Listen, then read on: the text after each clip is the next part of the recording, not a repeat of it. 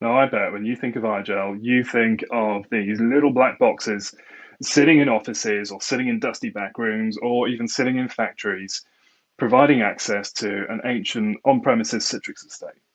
Well, it's not the Agile of today, and it hasn't been the Agile of the past few years either. At Agile now, it's all about the edge operating system. It's all about providing a secure and sustainable OS to get access to your Citrix estate, whether or not it's on premises or, more likely now, in the cloud. So we have multiple reasons for Agile OS to be used in an enterprise environment. We've got a really secure read-only operating system. We have a very, very simple management infrastructure, which means you can manage devices even if they are still in the office or if they're being used remotely. We have the ability to temporarily convert BYO devices to become fully managed devices and fully managed operating systems while that user is accessing your Citrix estate. And we also provide you the ability to reuse existing and potentially older devices. So you can stop a lot of old hardware, a lot of old equipment being sent to landfill.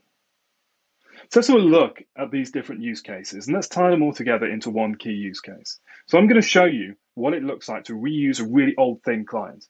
In this case, it's a Dell 5020. This thing is about 5 to 6 years old, and I'm going to show you booting up using UD Pocket into Agile OS and then what that means for the enterprise.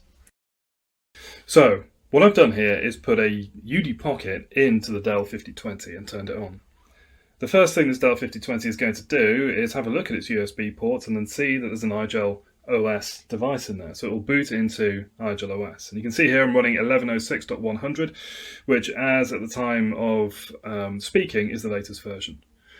So that then boots into Agile OS. Now, this has been completely configured using our UMS, or Universal Management Suite. And you can see on the bottom right-hand corner, I've got a little cloud that at the moment has got a line going through it.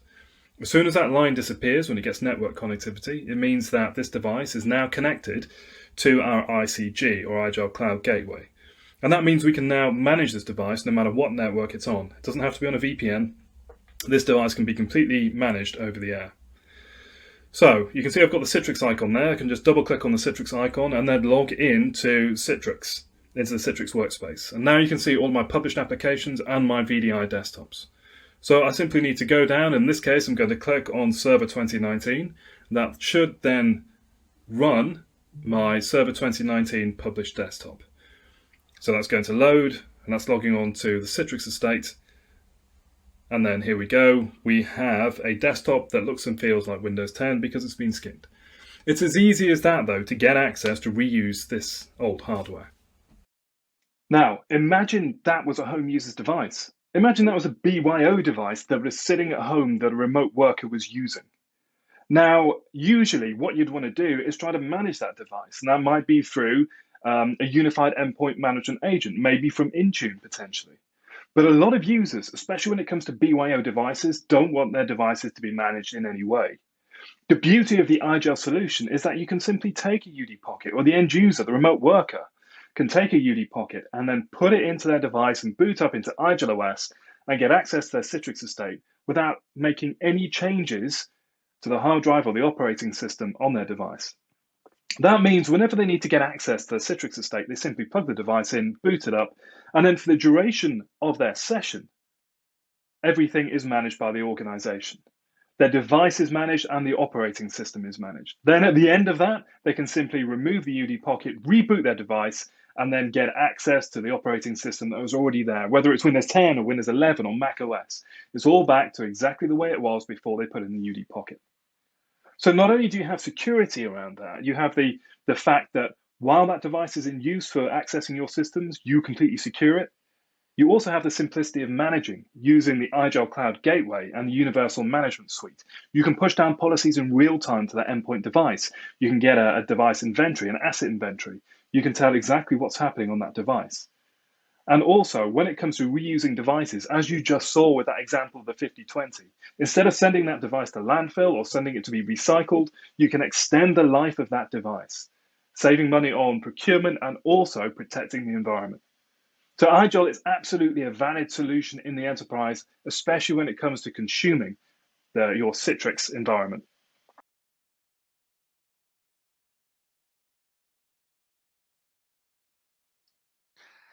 Thank you, Igel. Up next, we have Steve Beals.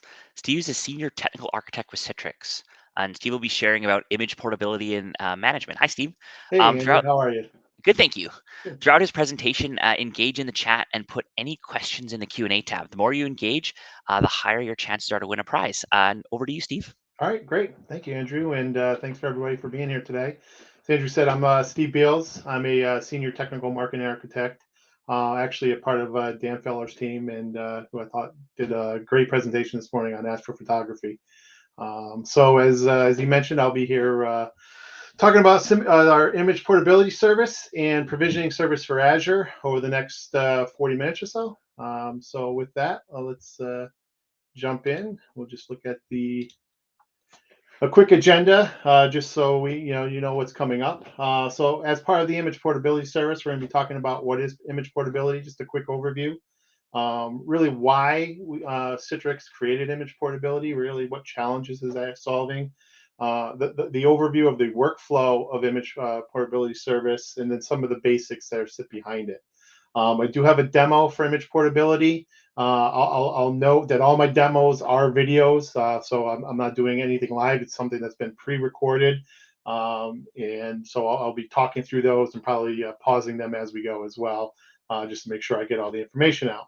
When we move into PBS for Azure, I'm going to talk a little bit about why PBS for Azure.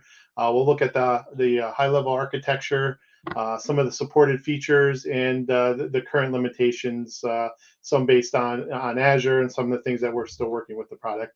And then I have actually 3 demo videos for PBS that we will be walking through.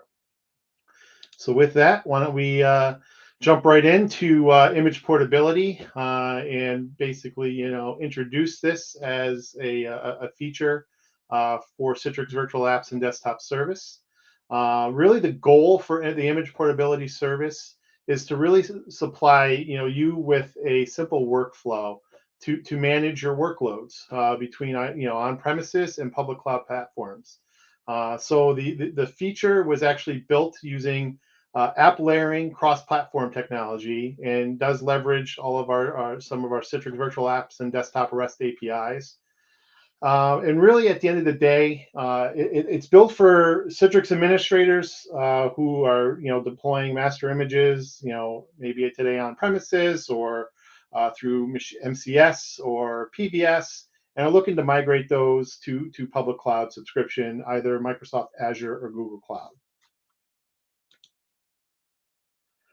So really, why did we create image portability service? What was the need for this? And honestly, it came down to hybrid multi-cloud image management is a real challenge, especially in this modern era of hybrid multi-cloud. It's also become pretty complicated. So as Citrix, what we're seeing these days really are additional platforms being introduced and coming out from various platform vendors. There's partnerships being introduced with cross-vendor solutions, and these are creating a lot of new opportunities to actually go and deploy desktop and application workloads.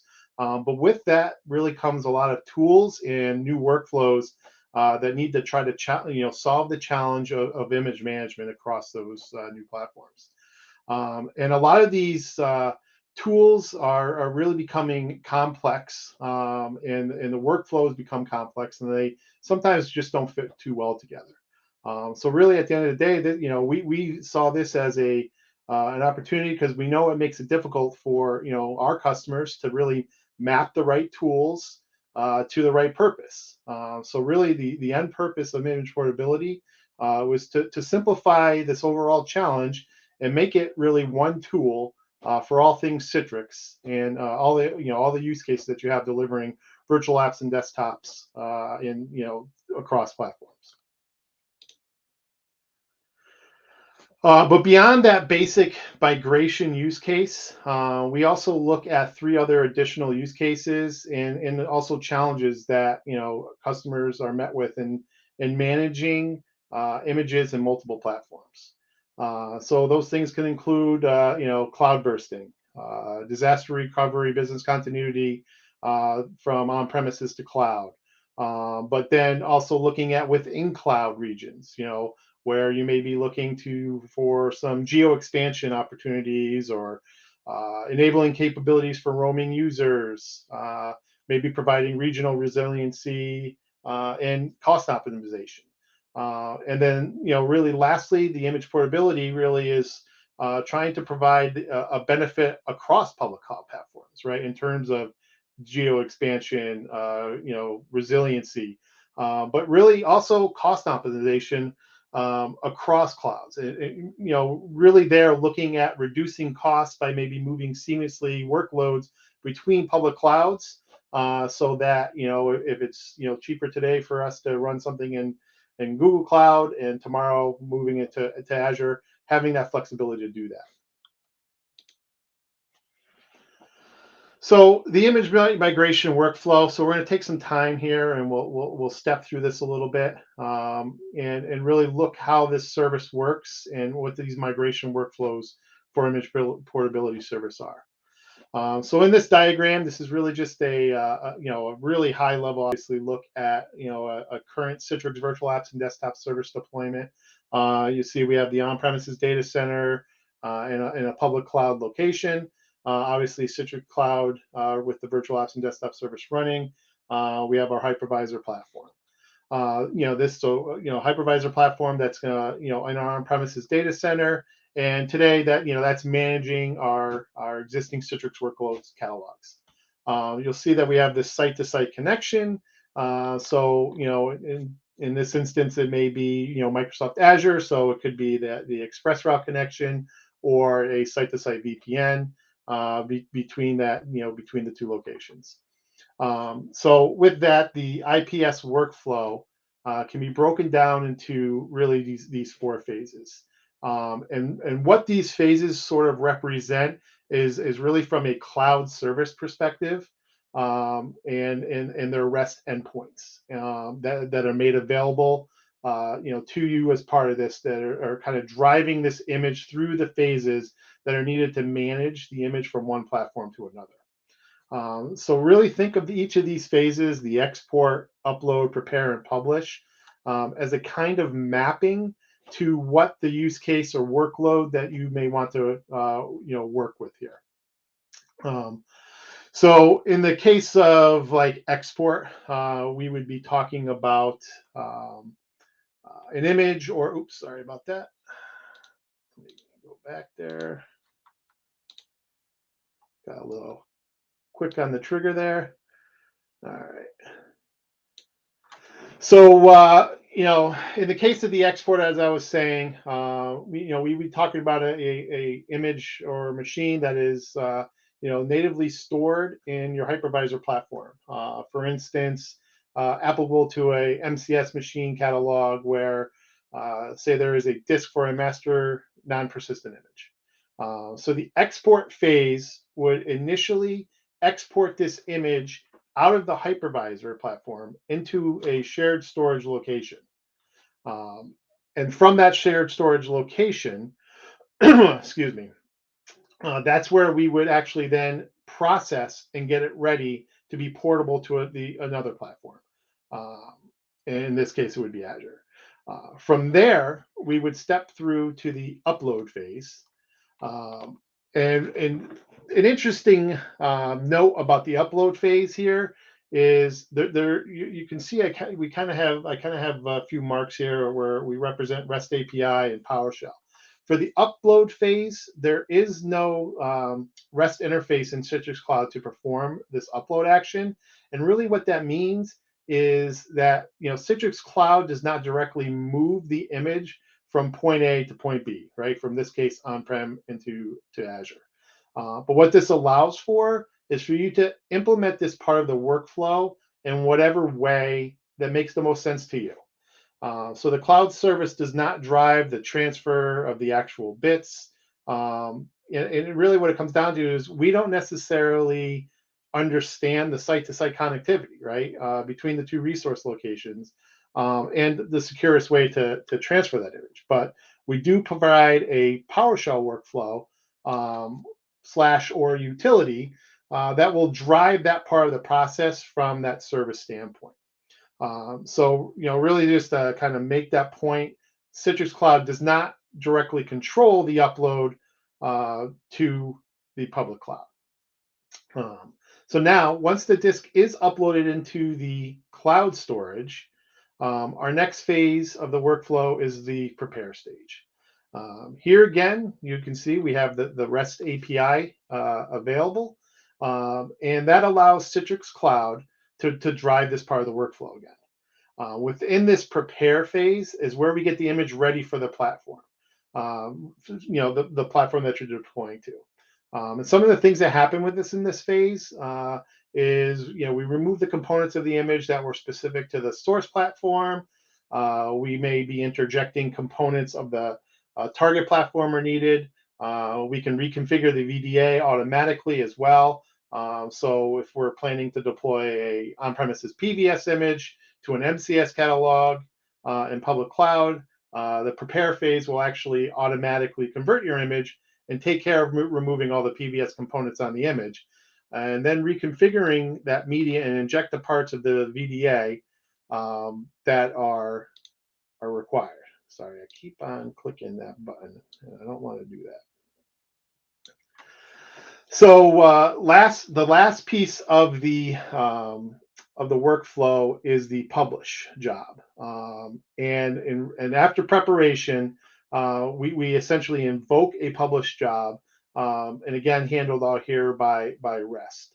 And publishing is exactly what it sounds like. We're publishing it to a machine catalog, but now within the public cloud, and it sort of wraps up the image transfer or migration from your on-premise to the public cloud location.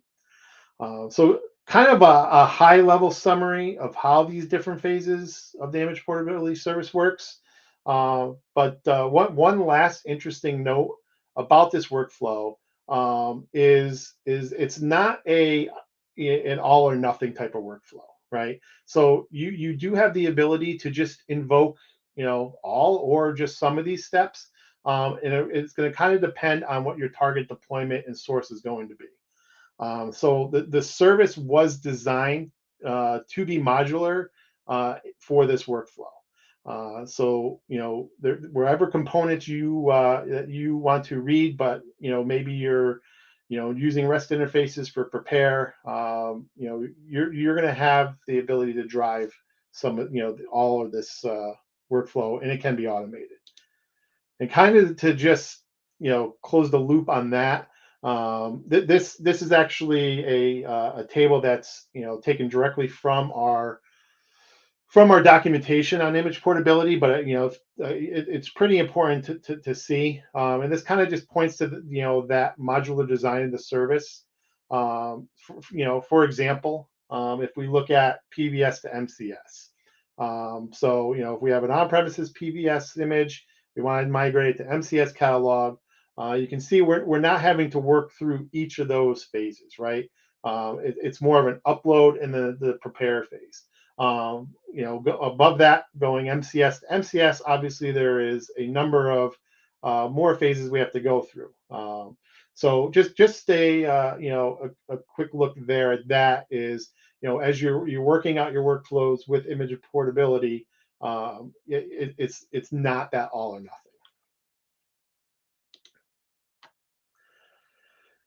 All right, so just a little bit of a double click into the service, and some of the basic components of the image portability service. So it is a Citrix Virtual Apps and Desktop Service API. It does have all the semantics and requirements of all the other CVAD APIs that you might already be familiar with. Not going to go into too much detail on the APIs within this presentation, but it is worth knowing that it really is just the REST API. All the headers and authentication and such work really the same way that our other APIs do. We do have some general documentation and training on the API portal. So as you're maybe looking to implement and start using this feature, there's a lot of great information out there. Citrix portability, image portability, also relies on another relatively new Citrix component that some of you may or may not be familiar with, which is known as the connector appliance. So the image portability service actually leverages the provision technology and creates a small worker place within the specific environments that are targeted by image portability. So really, once these appliances are created, we're able to send it commands, and basically that's to in order to complete the export or prepare our jobs. The commands and the provisioning operations and the actual binary bits that make up that worker get relayed through the connector appliances, and the responses that are relayed back to the cloud also go through the connector appliances. So really, that connector appliance sort of acts like a proxy for all the different jobs and the resource management that we are doing to the image in order for it to be deployed from one platform to another. So you as an administrator, there's no direct interaction with the connector appliance. Its operation is all transparent within the workflow, but it does need to be deployed and able to reach the cloud, the Citrix Cloud service. You'll probably be hearing some other things about connector appliance as well. Obviously, with image portability, we're leveraging that. I know we recently announced some tech previews around multiple domains, and that's going to be utilizing the connector appliance as well. So if you're not familiar with the connector appliance, you'll probably be hearing a lot more about that. Okay, so let's take a look. We'll take a look at image portability in action. So this is a like I mentioned when I opened at the top, it is a video, so I'm gonna talk over it. We had an audio track on top of this, but I wanted to make sure it would come through well. So I'm going to talk over it. I'll be pausing it here and there as well. What we're going to see in this demo for image portability is we're actually going to take a PBS image, and we are going to use the portability service to send it up to Azure, and it will become a part of a machine catalog delivered by MCS. So what we're going to see is a pretty straightforward Zen server hypervisor environment. We're hosting several on-premises resources that we're going to that are going to be used for the demo. We do have a connector appliance that's running in this environment, as well as the other typical on-premises resource location components that we'll need to manage a virtual apps and desktop service. And there is a PVS server which is hosting our master PVS disk for this resource location, and this disk here that we'll see is going to be our source input for the image portability service.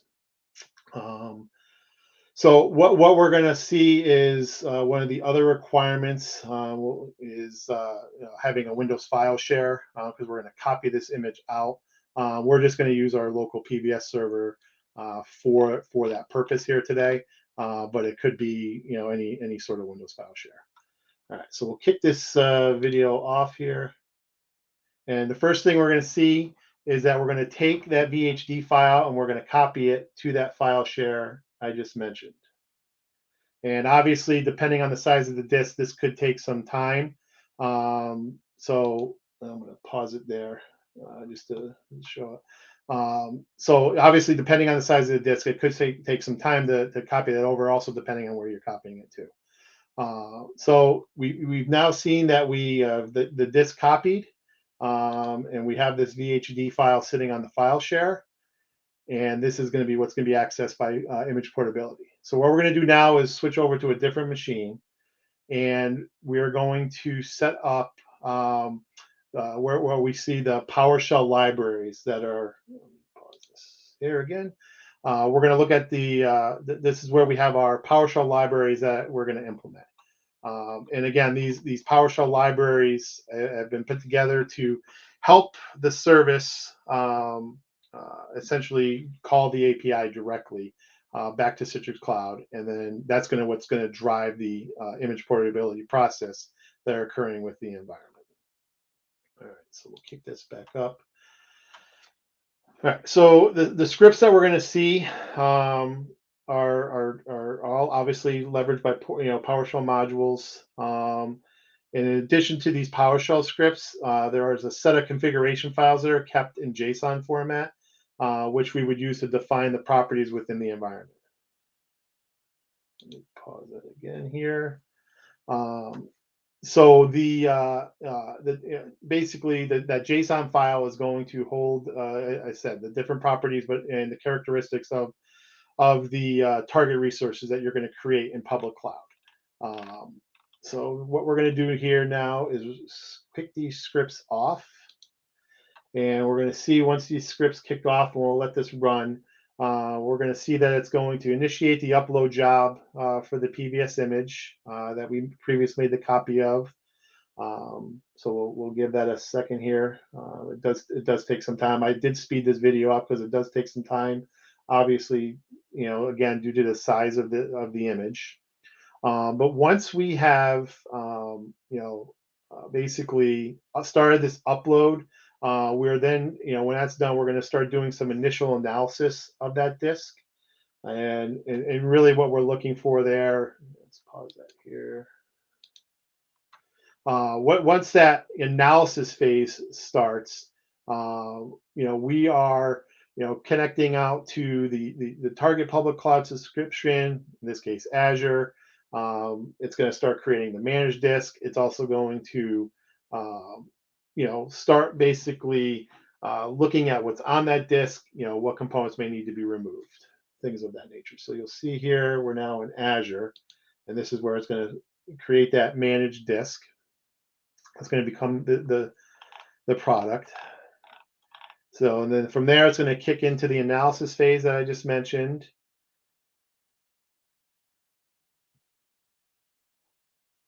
And again, all this is going to depend on that speed of your connection. And then you see it's going to start asking us for our Citrix Cloud login. Let me make sure that's running.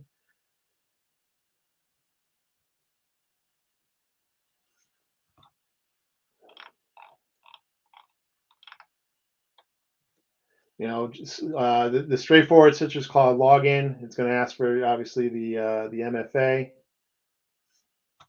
Let me pause that here really quick. So there was one note. So with that login there, so within the demo itself, we set it up to prompt interactively for that authentication. But it is possible to configure non-interactive authentication with the service, right? You can use the standard bearer token process to do that. But we wanted to just show that as a, that's going on in the background, right? So we have to log into Citrix Cloud. We provided our our authentication mechanism. And then once we're logged in, essentially we're going to start the migration phase workflow. And we'll kick that in now.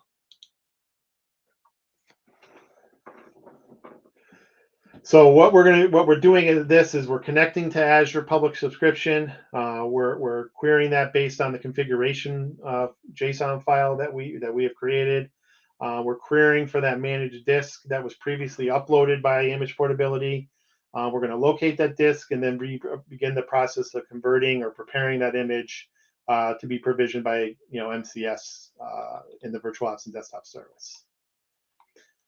So what's happening during this phase really is a series of steps that we go through, including booting up the image in Azure so that we can do things such as that removing of the components we talked about. Let's just pause that again here. So that last phase we just saw there is that part I was talking about in the workflow where we're removing those components, removing any drivers or tools that maybe had to do with the on-premises hypervisor, and then any of the things that we need it to be required to work in Azure. So if there's Azure tool sets, things of that nature, that would be put into the image there. So there's an ability to configure certain attributes within that image. So again, we can reconfigure that VDA to point to different cloud connectors within the resource location. And again, that process can take some time. It's obviously, my total video time is 5 minutes. This process took, I think 30 minutes in total from end to end based on, connections. But again, it can be set up and configure it appropriately to run automatically, and then essentially provision through a machine creation machine creation services. So we'll let this video kind of finish off here, and we'll see how now once the migration phase is finished of the workflow, we'll see that we're now just in the simple step of creating the machine catalog. And we'll just run through and the typical as a Citrix administrator that everyone knows running through the wizard here, but you'll see that we're going to choose the image that we have now migrated. We're going to, which is, Windows 10 based image. We'll click through our warnings, and then we will query Azure for the resource location. And at the end, we'll have a machine catalog begin to create. And then once that creation of the machine catalog is obviously done, the image would be available to be brokered, through the normal process of creating delivery groups. So as this finishes up, one other important note on the image portability process is, as I'm demoing these steps today, you can see I was kind of doing it sort of disaggregated. So that's really just to show to show the different steps within the feature, right? But it is possible, like I said, to chain all this together and create a seamless and continuous end-to-end workflow that's not only enabled by the PowerShell libraries that we created for you to use, but via the API directly. If you want to create your own end-to-end automation for the service. All right, so let's move into just some of the prerequisites to use image portability service.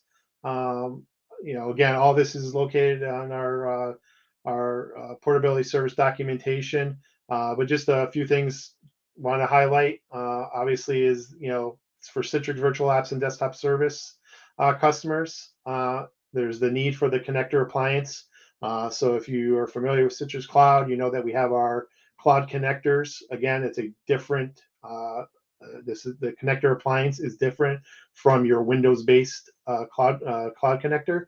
So the connector appliances need to be installed in all the resource locations where the service is going to be used for. And obviously, you need a subscription to a public cloud location such as Azure or Google Cloud.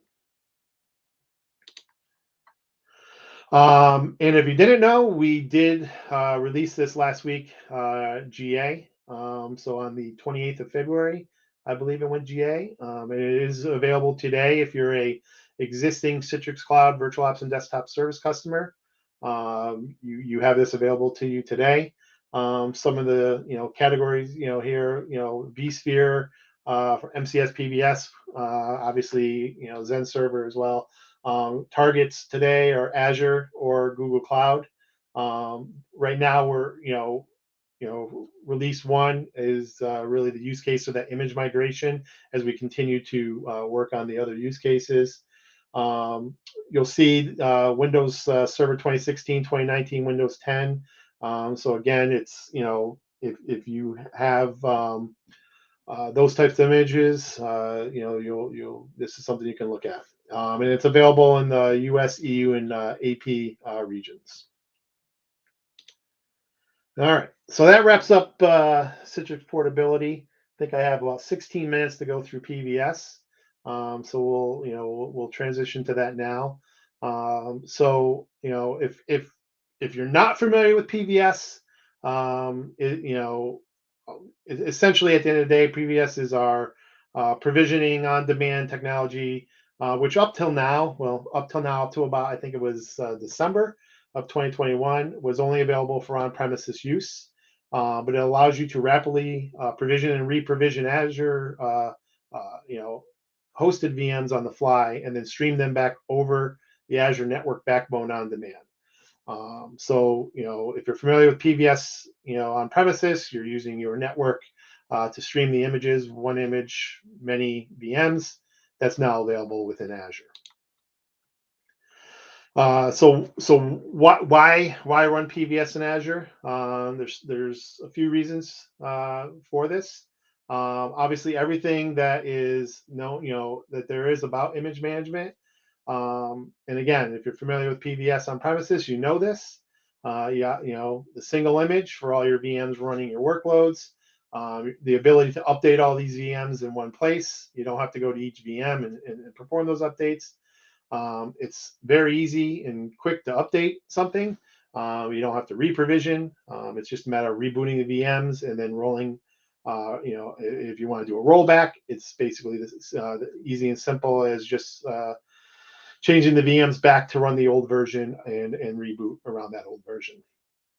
Also, if you part of your image management, if you're doing canary type rollouts, you are it's very easy to use canary type rollout because you don't have to create a new catalog to test a new image. You can simply just take some of the targets that you have in your existing catalog, move them to the new version and reboot them, and then let your users test.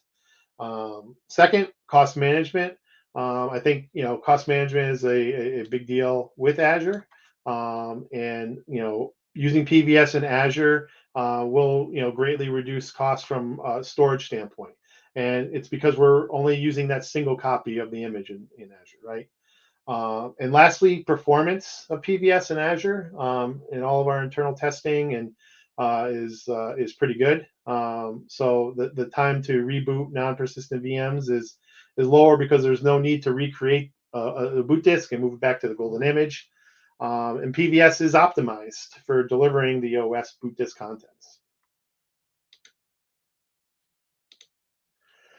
So quickly looking at the high-level architecture, we kind of just start in the middle here. And that's where we're going to have our Azure subscription, and that's where you're going to run PVS. On the right, you have your on-premises location where you're going to have your own AD Forest and potentially other applications available. And on the left, we have Citrix Cloud, where we have our Citrix apps, virtual apps and desktop service, including the connection broker, your delivery groups, all that makes up that service there. And at the end of the day, the delivery groups, broker catalogs are that part of the service is what's responding to the desktop and application launch request, maintains obviously the appropriate amount of computer VMs to be powered up, monitors the state of the machines in this site, maintains periodic contact and with those machines, and make sure that their user sessions are up and running. So the connection broker catalogs, which are here, so that really represents our Citrix provisioning target VMs that are running in Azure. So the broker catalogs define the nature of the machines contained within them. So if they're allocated to be static or random, how they're provisioned, be it PVS or MCS or manually, or if they're single or multi-session machines as well. So if we look back to the Azure subscription, there does need to be Citrix Cloud connectors installed. So we talked about connector appliances with image portability. These are the Windows-based cloud connectors that the typical virtual apps and desktop services requires. The cloud connector, if you're not familiar with it, really, real quickly, is just a component that serves as a communication channel between Citrix Cloud and your resource group, in this case, Azure. And this really just enables, cloud management without any sort of complex networking or other infrastructure configurations.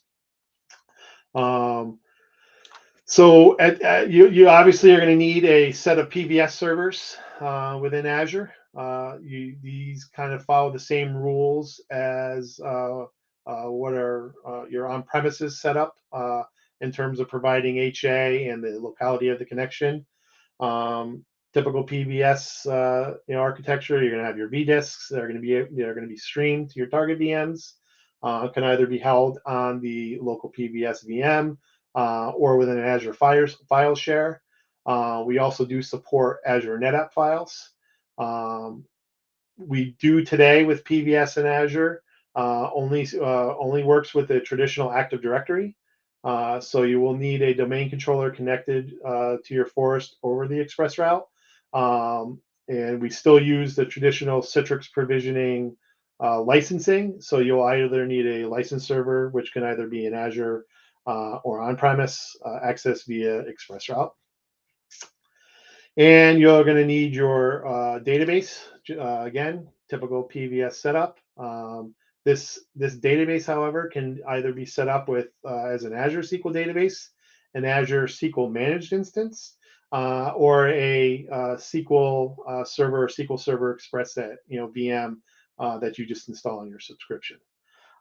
You'll have your master VM that you're going to use to create your image and then stream. Obviously, that will be streamed to your target VMs.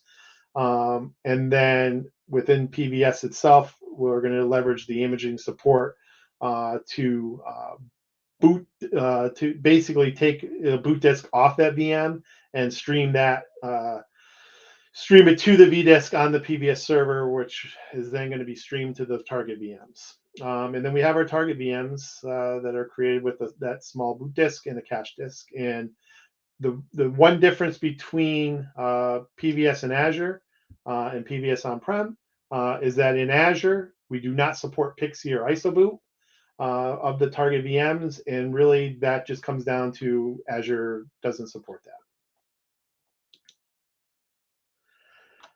A couple of, real quick, we'll look at just the supported features. So, the UEFI boot, that's the 20 megabit disk that contains the provisioning boot application.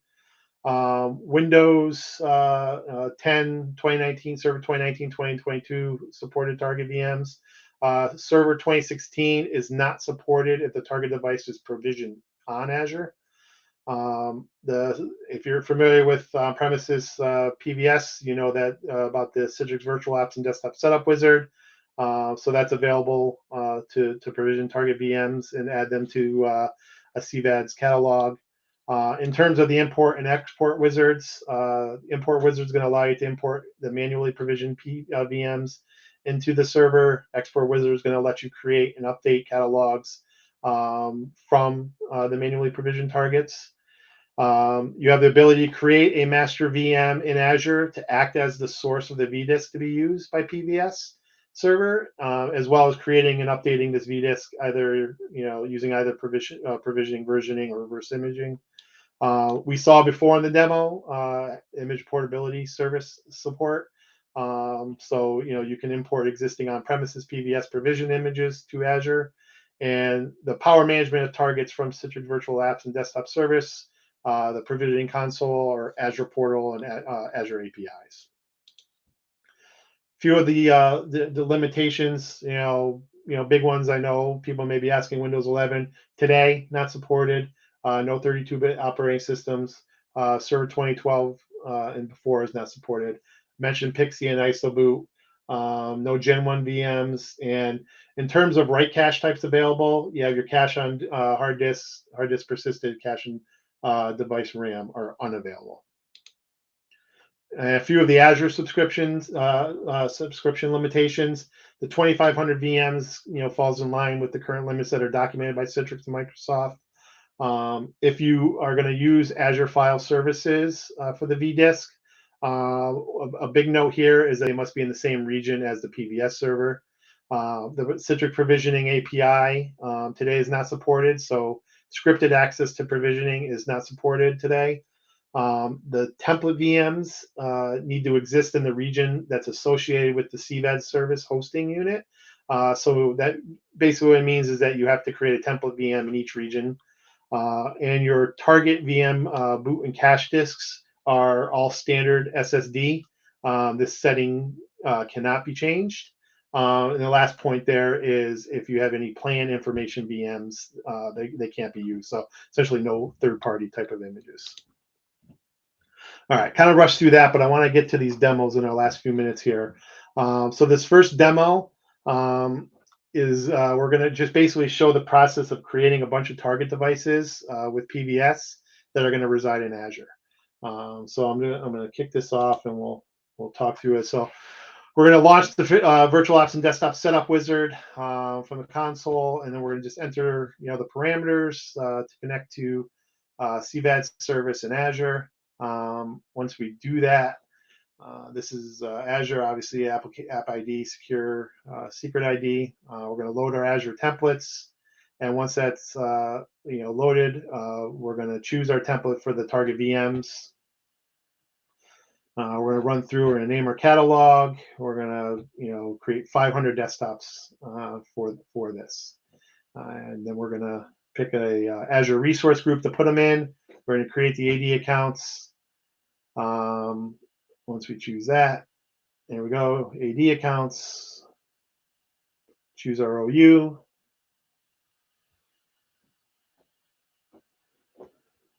Then we're going to specify the PVS server after this that's going to handle the streams, and then we're going to be ready to go and provision.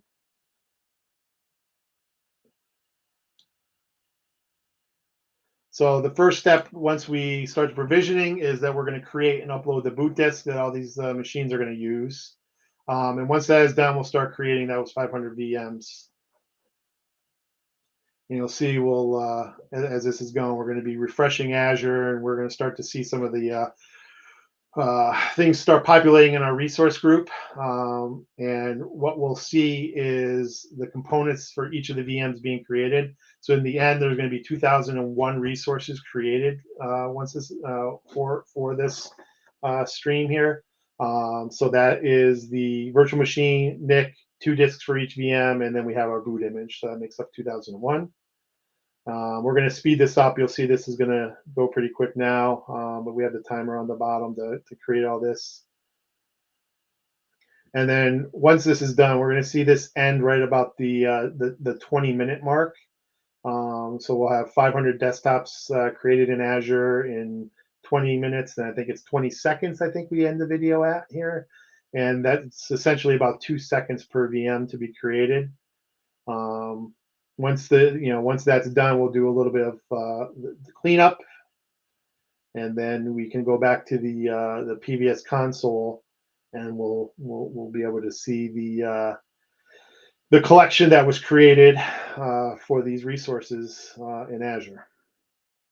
So where we hit the 2020, we'll go back and we'll refresh device collections, and there's the 500 desktops we just created. All right, so let's move to our next demo because I know I'm running short on time. All right, so for this, there we go. For the second demo, I'm just going to kick it off, and I'll talk over it again. We're going to show the boot process for PVS from the console and Azure portal side by side. So we're going to select 100 targets to be booted within the console, and then we're going to set those target devices to boot up. Once we successfully send the boot signal, we're going to go over, refresh the Azure portal. We'll start seeing the status of the Azure VMs begin to change over to running. I think we go through 2 refreshes here to do that.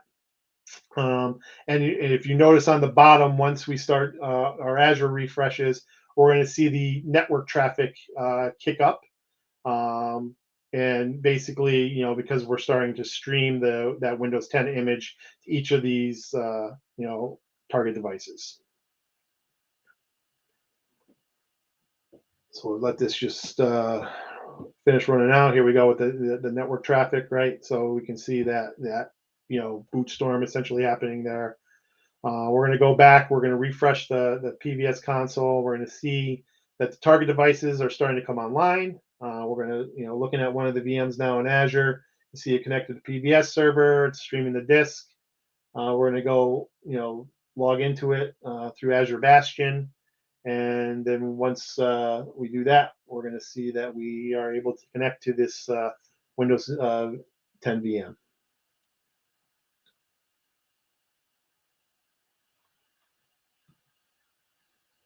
All right. So that's connected there. So one more video.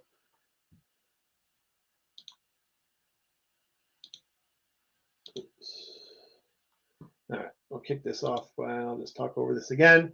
So essentially, when we talk about quick updating and versioning with PVS and Azure, we're going to go ahead and update 500 target VMs, all with that are today right now streaming Windows 10. We're going to change those to stream a Windows 2019 Server 2019 image. So you can see here we have our, all these right now images that are being streamed. We're going to look at one of the VMs here. We're going to connect to that. You can see the other tab up here. So we're running Windows 10 Pro.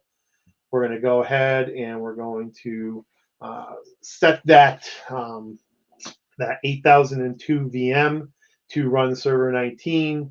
And then we're going to do a reboot and connect back in, and we're going to see that we are then running Windows Server 2019. Here we go with the Windows 10, with our Vita store. There's the Windows 10 image that we're running. Here's our Server 2019. We're going to just drag and drop that over to the collection.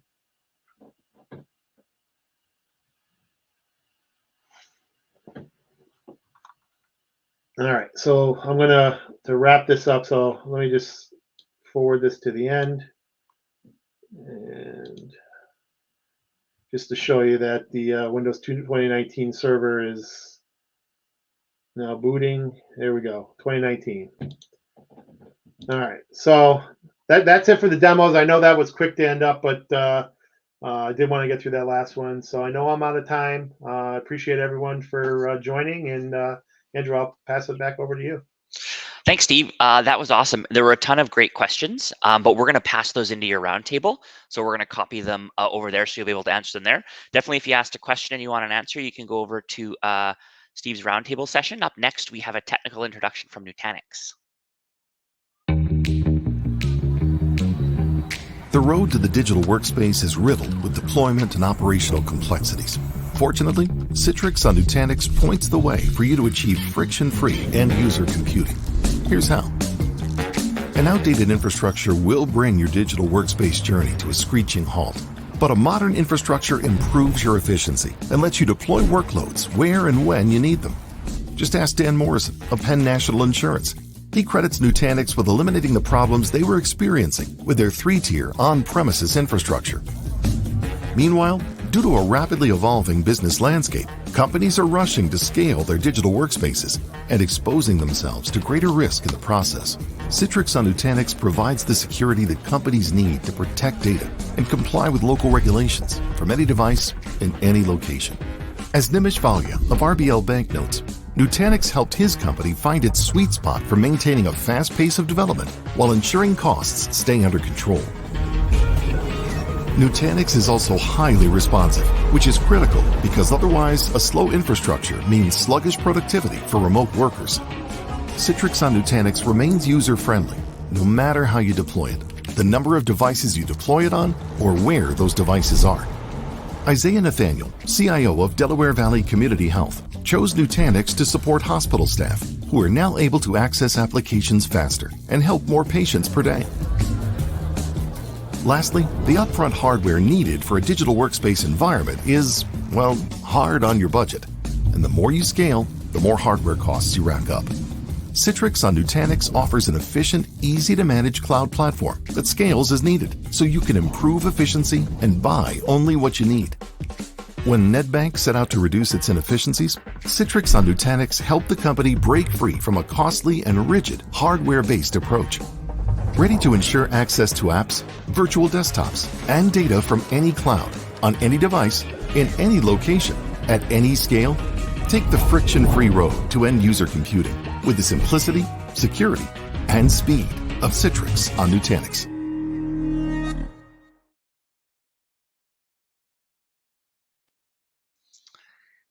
Thank you, Nutanix. Visit the Nutanix booth and ask their staff questions in the chat and answer their poll question to increase your chances to win a prize. Next in the lineup is an introduction from Goliath.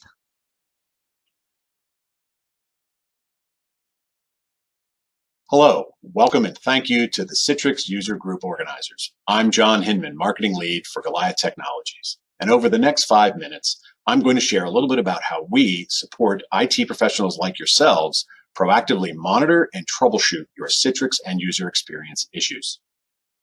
Here's one of the biggest challenges facing the Citrix community today: the shortage of experts like yourselves that are available to support the large and growing number of Citrix farms. Goliath worked directly with Citrix to come up with these numbers, which highlight this challenge. Citrix has roughly 400,000 customers globally. For every deployment, you ideally need 2 to 3 full-time experts maintaining those Citrix farms. This translates to a demand of roughly 1.2 million experts. However, the reality is there is just slightly over 50,000 fully trained and certified experts. This results in 2 things. One, you have IT generalists who may not know how to properly monitor and troubleshoot, and as a result are unable to defend Citrix when end-user experience issues arise. For example, they don't have enough knowledge to prove to the network team that while the network bandwidth is performing well, it is not enough bandwidth to support Citrix and the users and applications that are utilizing it on a day-to-day basis. The second thing is for you, the real Citrix experts. You spend way too much time troubleshooting basic issues, trying to uncover root cause, often trying to prove that the issues are outside the Citrix stack, and then trying to help implement a permanent fix. It's not realistic to think that this resource gap is going away anytime soon, and this is why, in conjunction with our customers, Citrix CTPs, and the community, Goliath developed our software with embedded intelligence and automation. With this embedded intelligence and automation, Goliath spontaneously discovers your entire Citrix delivery infrastructure and all of its dependencies. We have hundreds of pre-built monitors that automatically look for any event condition or failure point that can negatively impact the end user experience. If any of these conditions or performance thresholds are exceeded based on industry benchmarks and best practices from Citrix, VMware, Microsoft, and even our own Goliath consulting experience, the solution auto-triggers the appropriate alerts.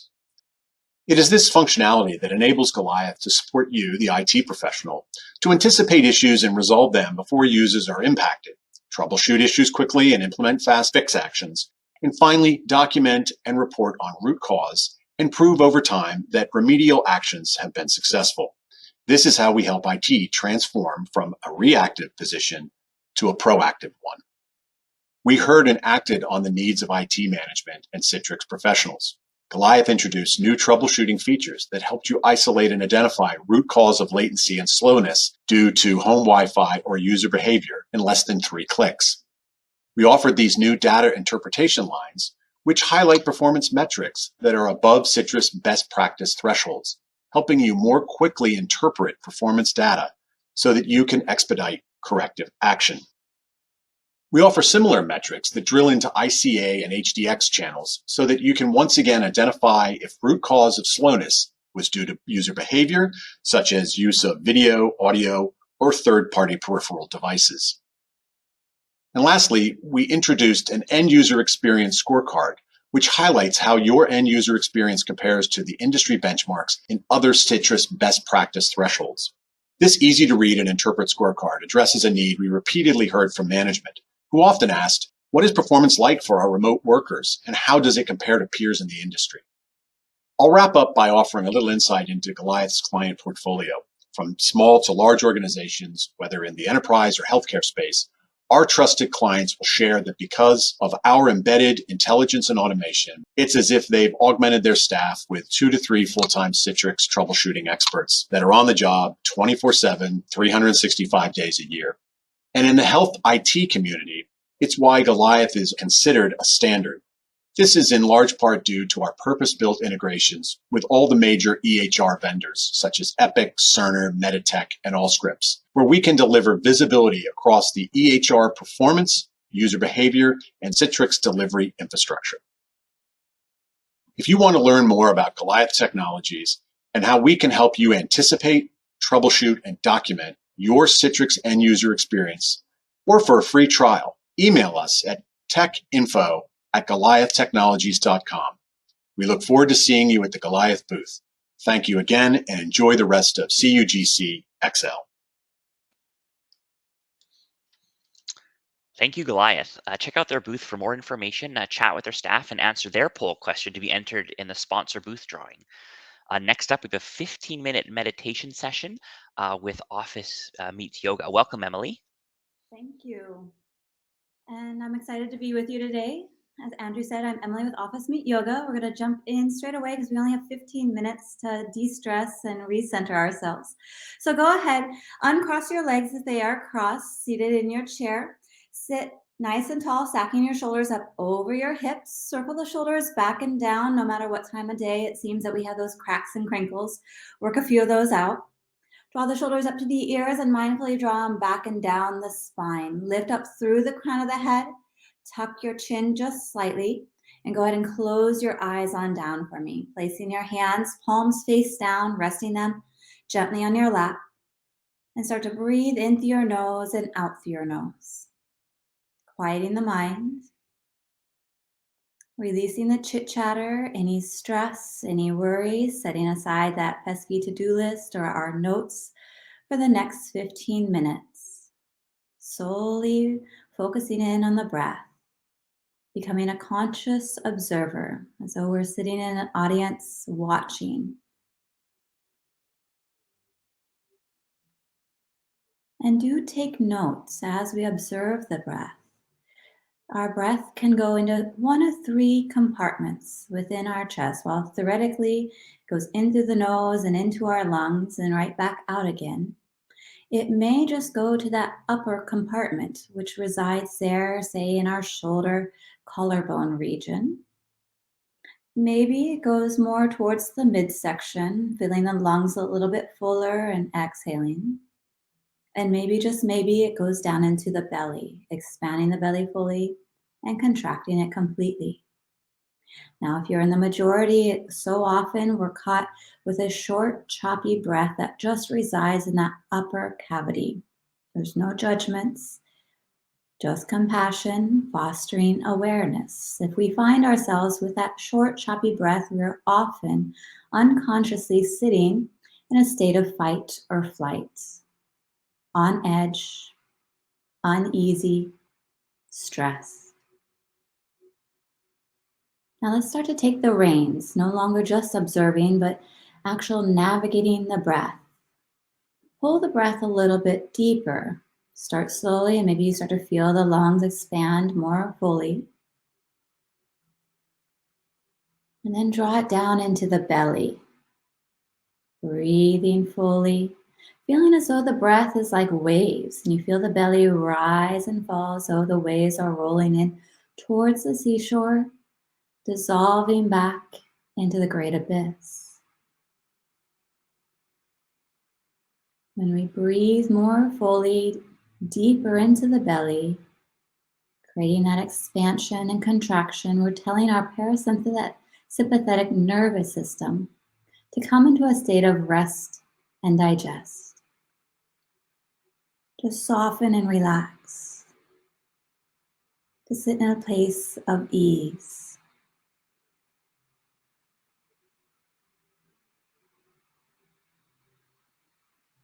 And the breath, a marvelous tool, not only to tell our nervous system that it's okay to relax and release, to let go, but also when we find our minds a wander with chatter, what I call gray space, so much going on, we can come back to the breath.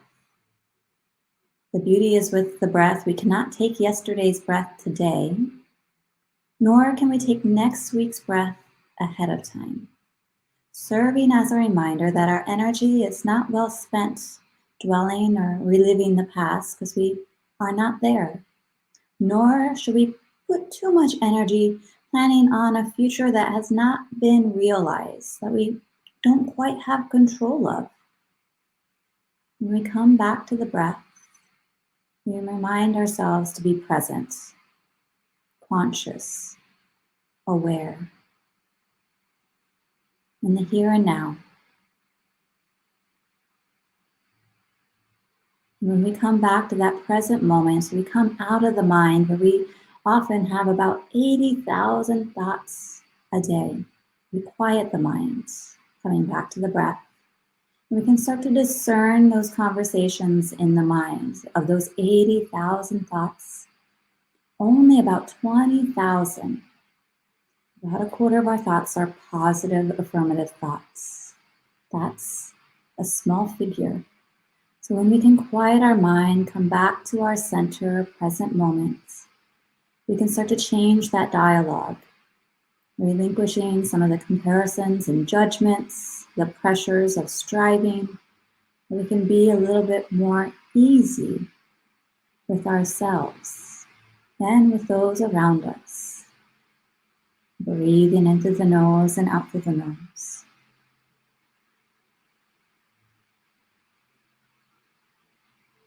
Let's take that breath one step farther, incorporating a breath practice. We're going to start with 2 cleansing breaths. What I like to think is a fresh start, new beginning on that inhale. And on the exhale, you can audibly exhale through the mouth, letting go of anything you want to let go of, starting with 2. Then we'll close our lips, breathing through the front side of our body for 5, down to the base of the spine. But we're going to hold our breath for 4, exhaling out the back side of the body for 5, and continuing with that rhythm. Let's start with those 2 cleansing breaths, breathing in through the nose. Exhale, sigh out the mouth. Breathe in, a fresh start, new beginning. Release anything you want to let go of. Close our lips. Inhale, 1, 2, 3, 4, 5. Hold 1, 2, 3, 4. Exhale, 5, 4, 3, 2, 1. Inhale, 1, 2, 3, 4, 5. Hold 1, 2, 3, 4. Exhale, 5, 4, 3, 2, 1. Inhale, 1, 2, 3, 4, 5. Hold 1, 2, 3, 4. Exhale, 5, 4, 3, 2, 1. One more round on your own.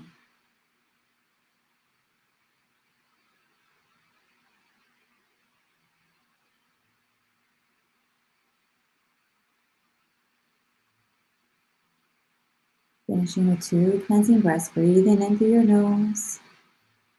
Gently sigh out the mouth. Inhale for a short new beginning. Release anything you want to let go of, any heaviness, weight, burden. Coming back to the natural fluidity of the breath, into the nose and out through the nose. The body motionless and still. As we tune into the breath, it's natural to become more adept to the body, relaxed and at ease. Take a moment to canvas the body. Notice areas of weakness and notice areas of strength. Check in with your energy level right here, right now. A big portion of living a conscious life, being very mindful, is just fostering awareness. Let's take that one step deeper and bring our attention down to the soles of our feet, where we begin a body scan, checking in, taking an inventory of the entire body. Noticing, again, educating ourselves on any imbalances or discomforts, maybe some strengths we didn't know resided there. Soles of our feet where we feel grounded, as though we are a base of a tree, growing roots down into the rocks and lava below us. We have a firm, centered foundation in our day. Bring that awareness now into our ankles. Check in. And into our calves.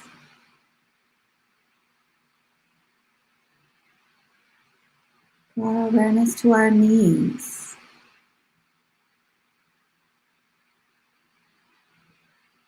And out to the thighs.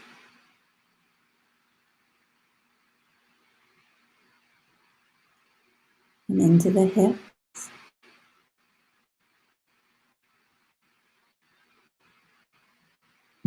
Turn our focus now into the belly.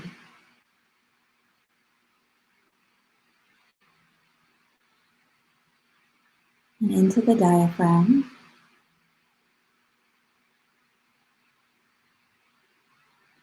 And up to the heart center.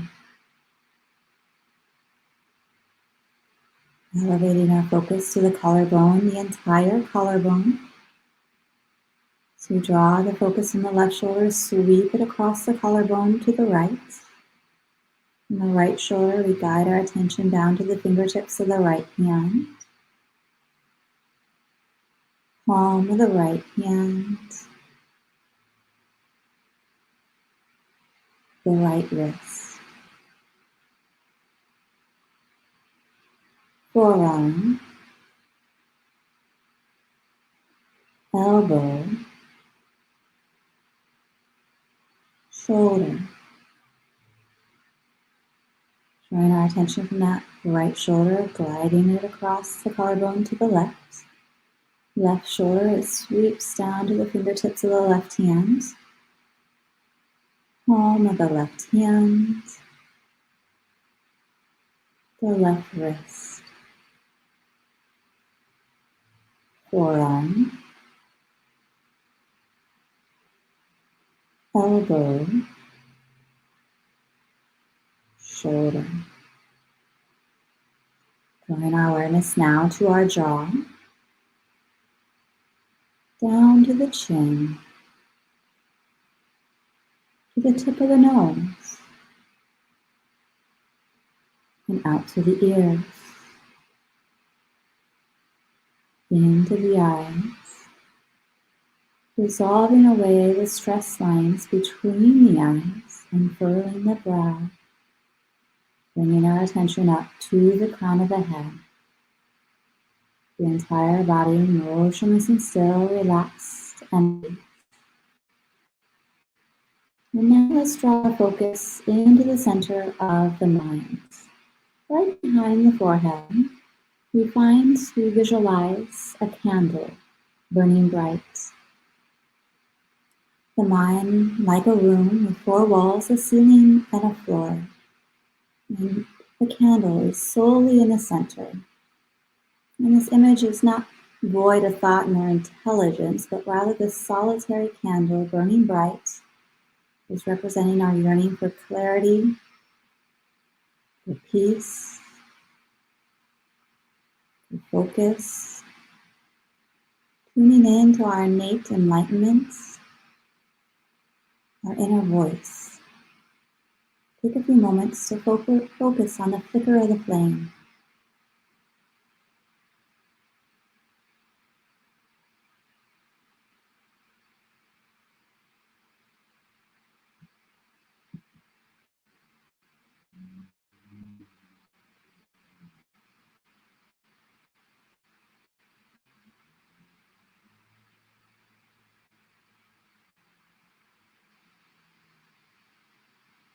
Allow that light to shine bright, so bright it spills out up through the crown of the head like a sheer blanket of golden light.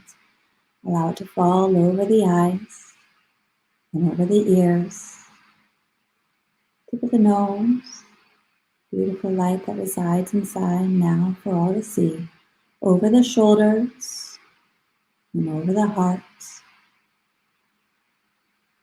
over the elbows and over the hands,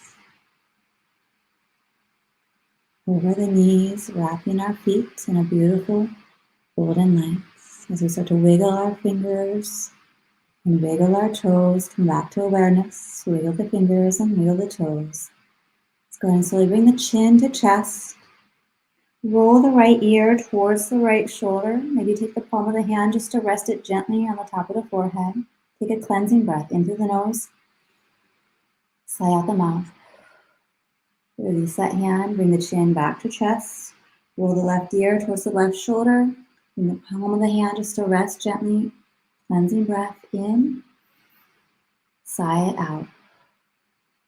Release the hand, chin to chest. Bring the chin back up to a neutral spine, lifting the crown, shoulders relax.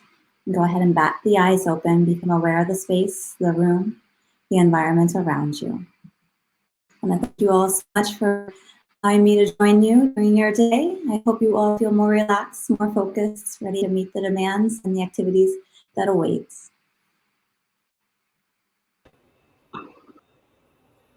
Wow, that was an awesome session by Office Meets Yoga. I feel very relaxed after that meditation break, almost too relaxed to see what we have next.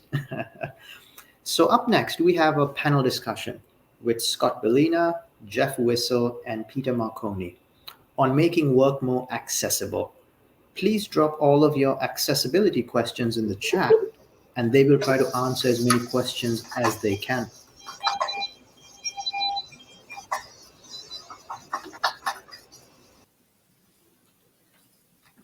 Good morning, good afternoon, and good evening to you all.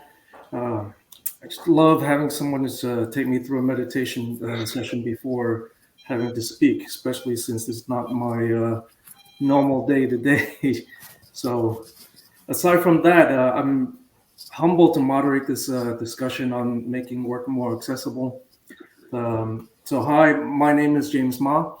I am an Asian male in my 40s with short, messy black hair, wearing black framed glasses and a blue CUGC polo shirt in my home office in Brooklyn, New York.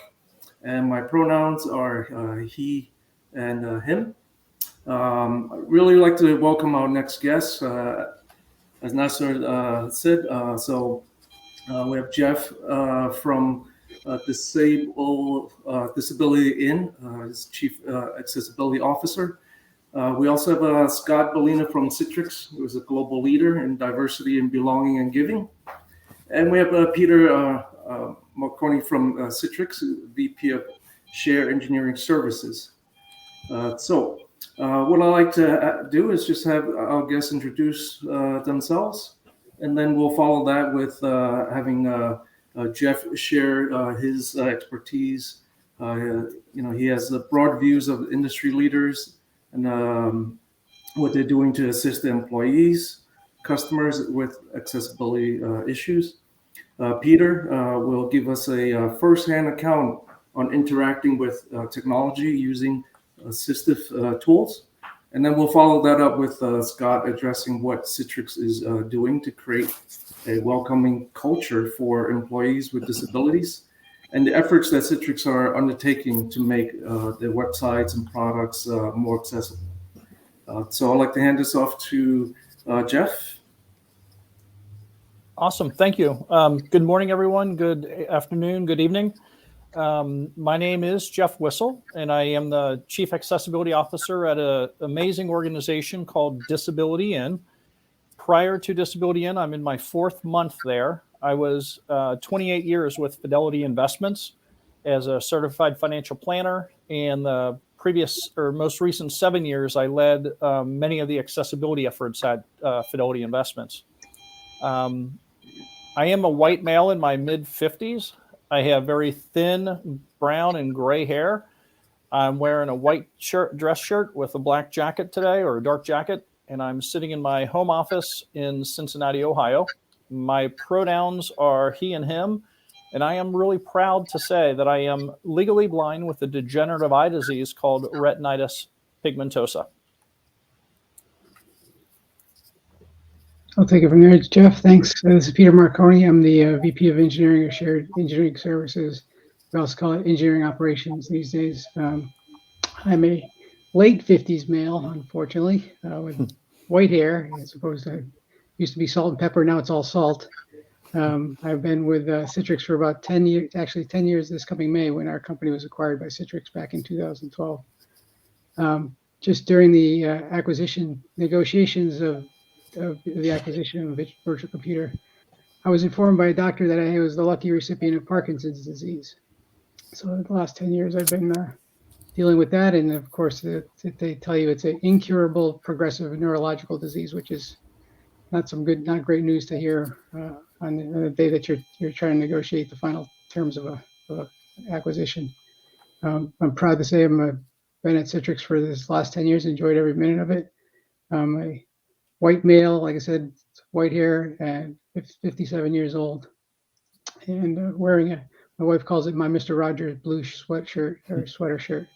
So looking forward to this conversation. All right, I'll bring us home. Hi everyone. I'm Scott Ballina. I am the Senior Director of Diversity, Belonging, and Giving at Citrix. I am a 50-year-old white male, dark hair, beard, and glasses. I am sitting here in our office in our headquarters in Fort Lauderdale, Florida. I've been at Citrix now, will be 4 years in May, and I'm responsible for sort of all things diversity, inclusion, belonging here at Citrix. So everything from the candidates we recruit to how we develop, retain, and advance diversity of all sorts, and one of those being employees with disabilities that may have accessibility issues. So excited to be here to talk about such an important topic. That's great. So let's begin with Jeff to give us an overview of like what's out there in the industry, what our industry leaders are doing, and how you may be assisting those leaders in addressing employee or customer accessibility issues. Absolutely. And it's, I like to start by kind of saying a mantra that I have, and that is that accessibility is at the intersection of everything, because accessibility, digital accessibility, physical accessibility, it touches every aspect of our lives. And if we think about the American Disability Act, it was written 30 years ago. And here we are, 2022.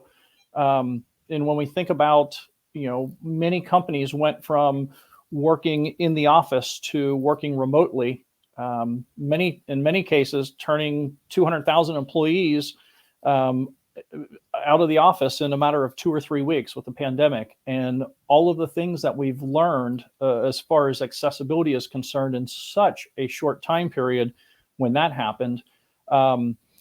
30 years ago, the ADA was signed. Today, we still have a lot of the very similar accessibility issues. But I think one of the key differences is the emphasis on inclusive design, inclusive hiring, and just making sure that all employees are able to fully participate, not just to perform the task of their jobs, but every employer wants every employee to be able to perform at their peak. And a few things that I'll share that are happening in industry. When I was at Fidelity for over 5 years, I was part of the negotiation process for accessibility. So when companies and organizations would either be signing up or renewing a contract with us for 401k or 403b services, the level of maturity of the accessibility requirement questions we were being asked and required to commit to, it went from, we had the standard message of we strive to meet the WCAG 2.0 AA standards. It's the world globally accepted accessibility guidelines. And while companies do strive to meet those, the questions, went from, hey, that's really cute, but how many pages that my employees or my faculty or staff need to interact with actually meet those accessibility requirements? And this started holding up multi-billion-dollar contracts for assets under management until we could commit to certain levels of accessibility. And when we think about all of us as companies, we are in many cases buyers and sellers of technologies.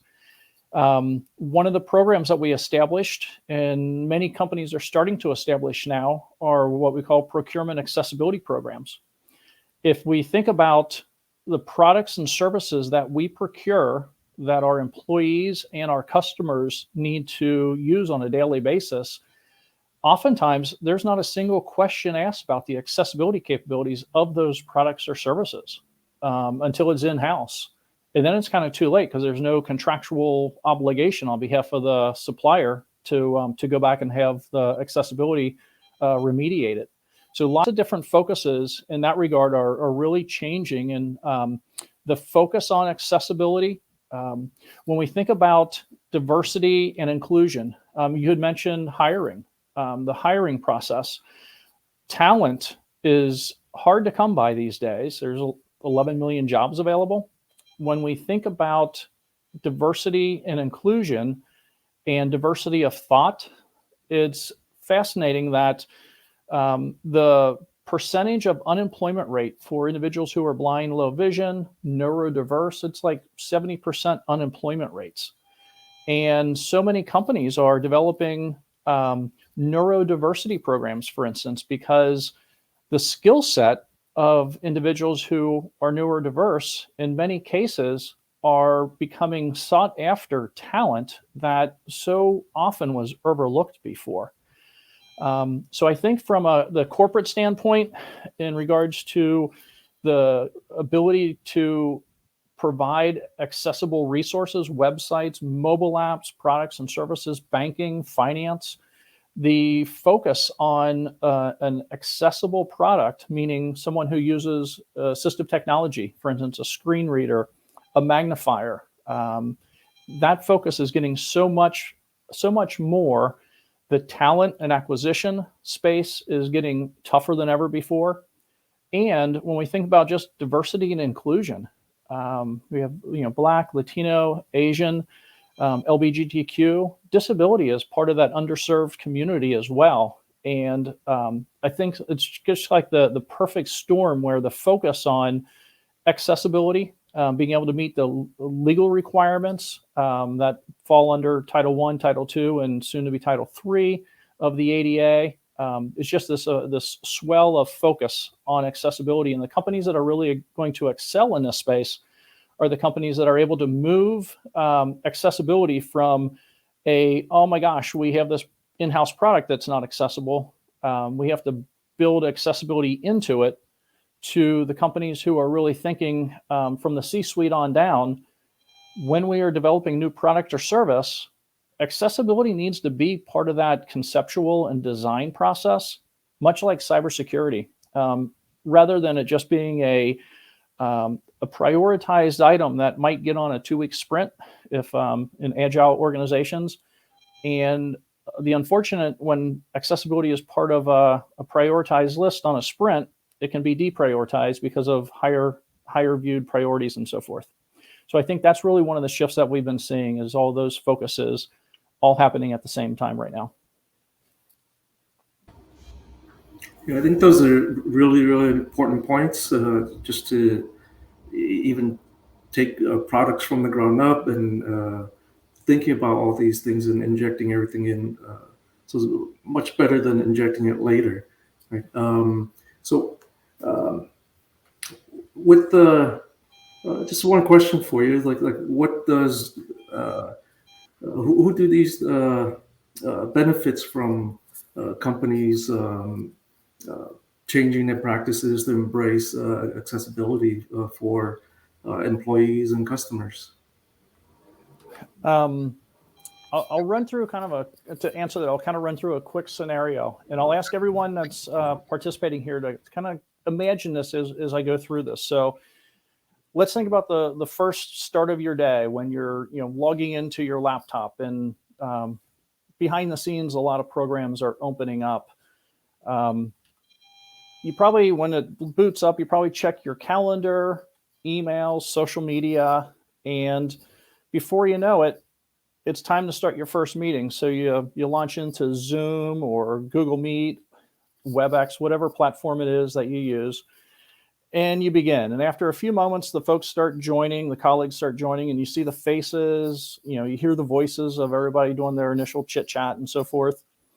And you have the meeting. Before you know it, that meeting's over and you're getting ready to log into your next meeting. Same process. And then finally you get a break in between, the back-to-back Zoom calls or video conferencing calls.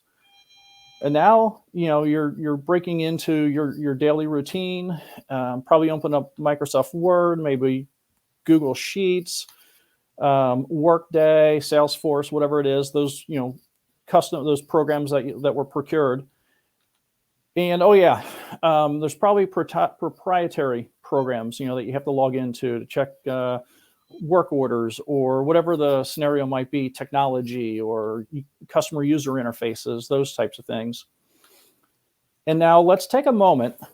And for those of you who do not have disabilities, let's imagine that you're blind, low vision, deaf, hard of hearing, might be dyslexic, upper body weakness, might have hand tremors, neurodiversity, or let's just say we're a little bit older than we used to be, and things just take a little bit longer than they used to. Now imagine how you would use the software. All those things that we just described. It's kind of a little scary to think about, right? I mean, if there's not a disability, being able to use it, we take all these things for granted. A lot of times we don't even need a couple of seconds in between calls because we know we click on a button, the web app opens, and we've never really experienced issues other than maybe a technical issue, but any issues before, and it's our normal process of our day. But now think about employees that you have that have disabilities, and they have this scenario where they've had to build skills over their lifetime and to accommodate for their disabilities. Many of who probably use assistive technologies like screen readers, or they magnify the screen, or they use captioning, to help with being hard of hearing, different things like that. But now imagine that those employees who build all these skills and everything, all of that software is only partially available to them each and every day. And the reason it's only partially available is accessibility and was not built in to the design and the actual development of those programs, whether it be the ones that were purchased or in-house.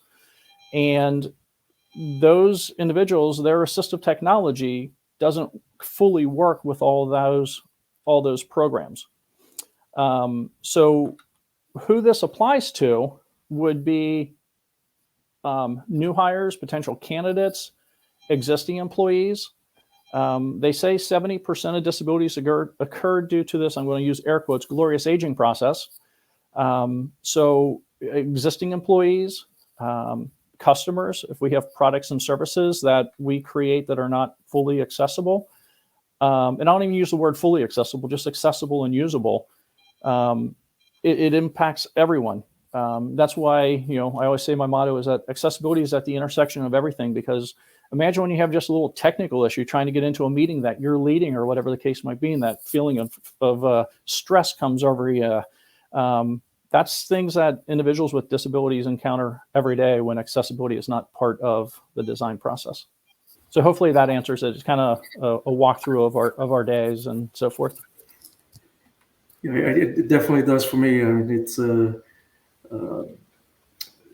getting older, you definitely feel some things are not as they used to be. But I think this is a great segue for Peter. Maybe Peter can take us through his day and share his first-person accounts of interacting with technology. Sure, I'll try to give you a feel for it. It's with Parkinson's. It's funny. It's like every day is a new adventure, because it's you don't know if you're going to have a quote unquote normal day where things go pretty smoothly, or a stress-filled day where things, as Jeff said, can go sideways on you pretty quickly. I found out recently that an iPhone where you tap on everything, right? Scroll on everything, or any iPhone or Android, it's pretty challenging if you have a day where your index finger is tremoring quite a bit. You'd be amazed at how fast you can triple tap and quadruple tap something on an application, and you end up in some place that you have no idea why you're there.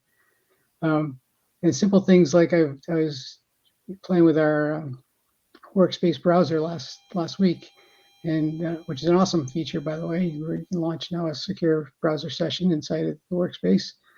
Launched Slack inside of that, so I didn't have to authenticate with it, which was awesome. And I quickly found out that Dragon, naturally speaking, couldn't interact with the text box, because it was, for some reason, wasn't able to hook into the browser session, because we have such a secure browser now. And so I talked to the engineers, and they said, yeah, we've disabled all of the add-ons, so Dragon can't that. It's add-on. its widget to the secure browser application anymore.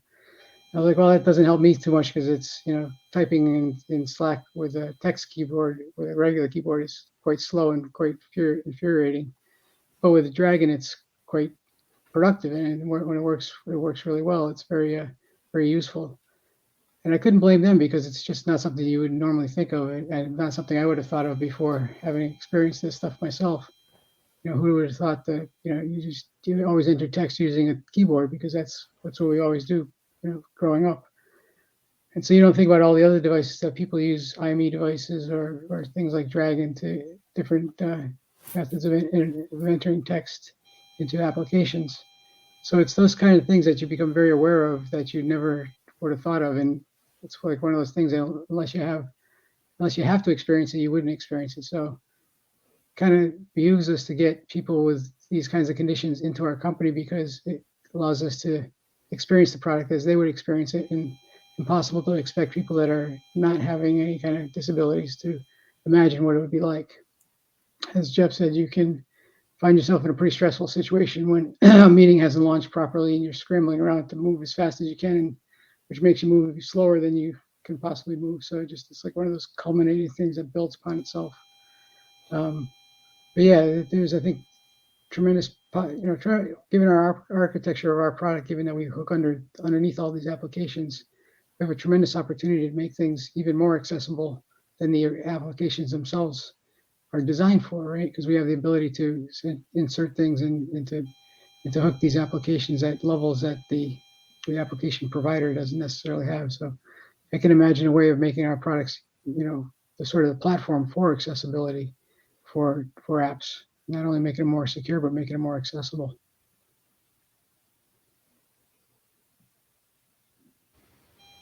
Well, great. It's quite a challenge when we have technology that doesn't match what we need.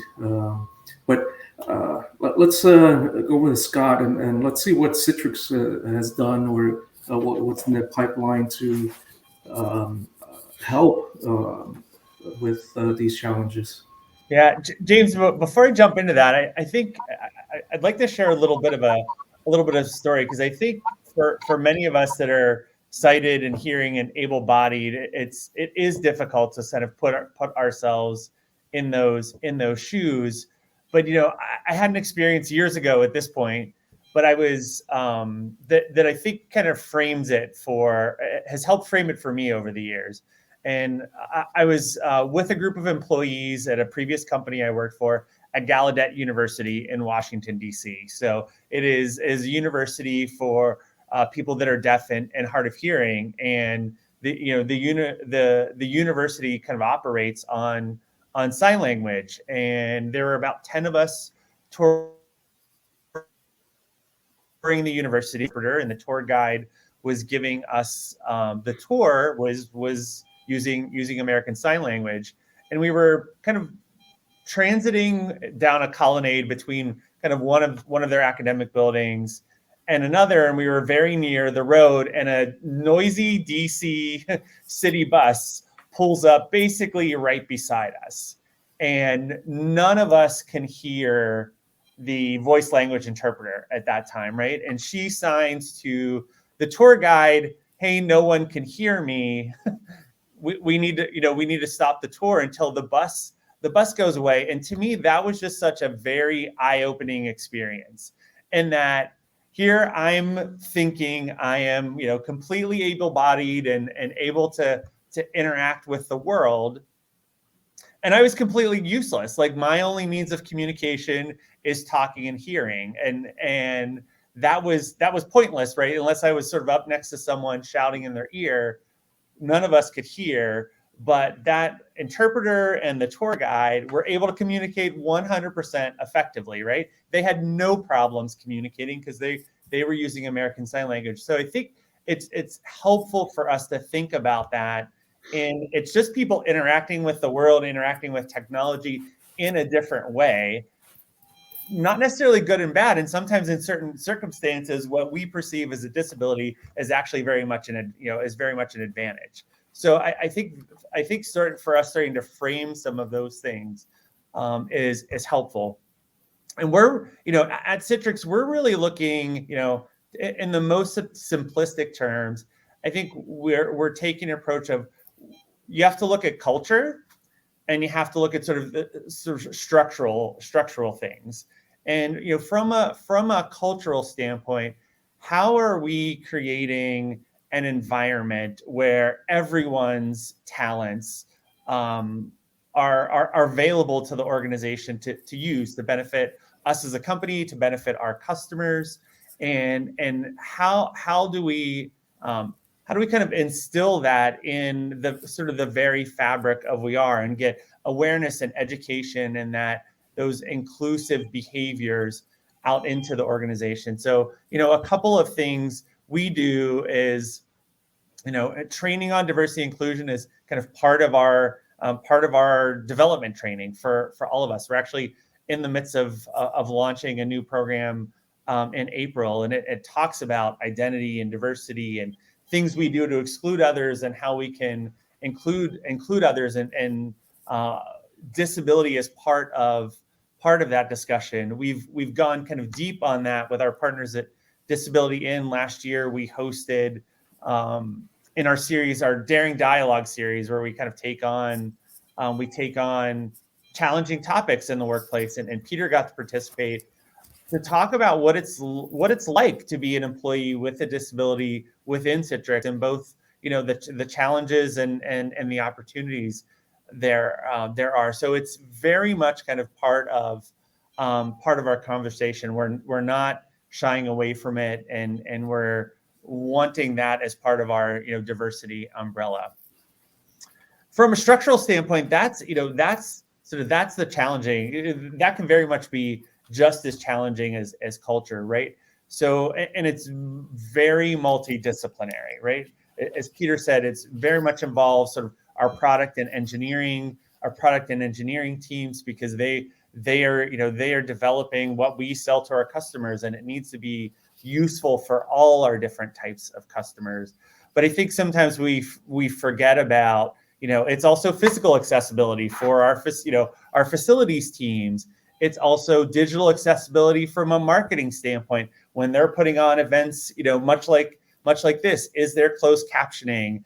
Do we have sign language interpreters available? Can the broadcasting tools we're using handle screen readers and other tools that people need to not just interact with Citrix products, but interact with Citrix, fully as a company. So one of the big sort of efforts we've taken on is we're implementing automated accessibility testing into the product development lifecycle. So in 2020, my team sponsored sort of an enterprise-wide audit on accessibility with all of those teams I mentioned, and many more. We decided when we got the results in 2021 and started putting sort of the structures in place that product testing and product accessibility was going to be our first major focus area.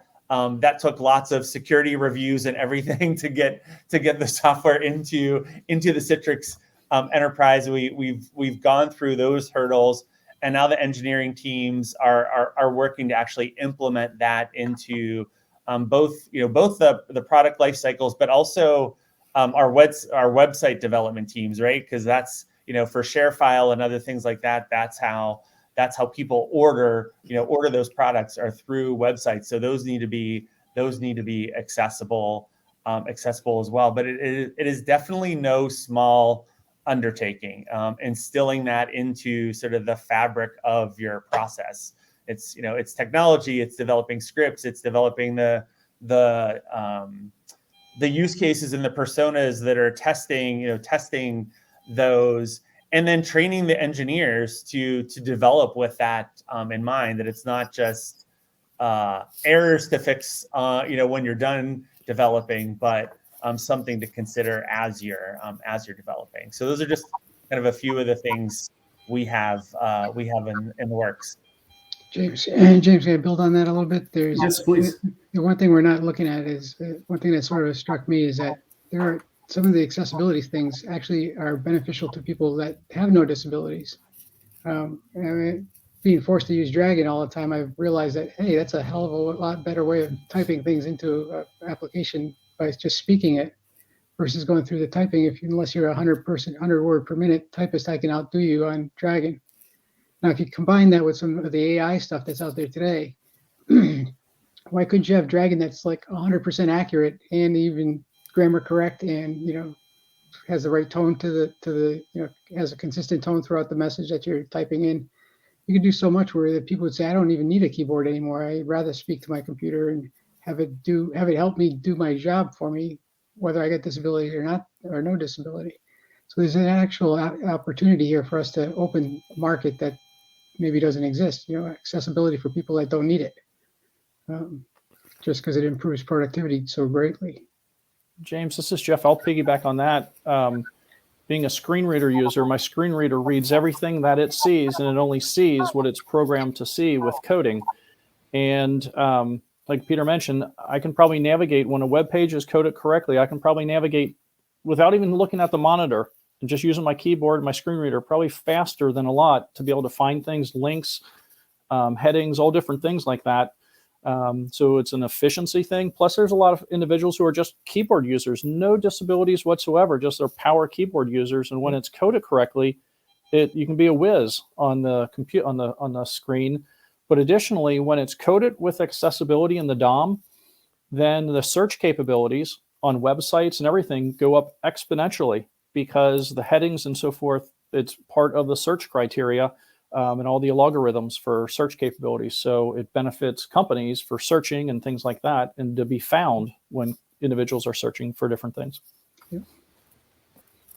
Well, definitely. It's I do see it now that it benefits not only companies, but everyone else sooner or later sometimes. I know my experience with Dragon, I did not want to use it because it just wasn't accurate, and besides dictation, it didn't really help me do much. But if that was integrated into other products and help me navigate, that definitely just